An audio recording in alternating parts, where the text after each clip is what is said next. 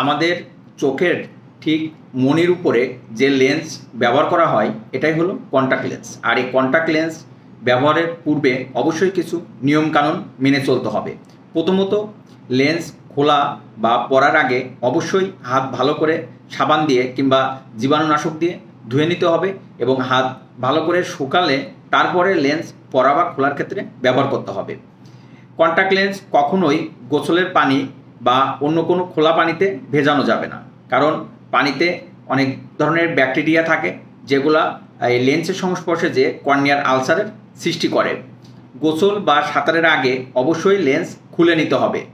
ভুলেও contact lens থুতুতে ভিজিয়ে রাখা যাবে না, কারণ থুতুতে অনেক ধরনের ব্যাকটেরিয়া থাকতে পারে, যেটা আমাদের খাদ্য পরিপাকের ক্ষেত্রে ব্যবহার হলেও আমাদের চোখের ক্ষেত্রে সেটা প্রযোজ্য নয়। চোখে আইলাইনার বা মাস্কারা ব্যবহার করার পূর্বে অবশ্যই লেন্স পরে নিতে হবে, তারপর চোখের মেকআপ করতে হবে। যদি কারো চোখ হঠাৎ লালচে হয়ে যায় কিংবা চোখ যদি জ্বালাপোড়া করে তাহলে দেরি না করে খুব দ্রুত কন্ট্যাক্ট লেন্স খুলে ফেলতে হবে।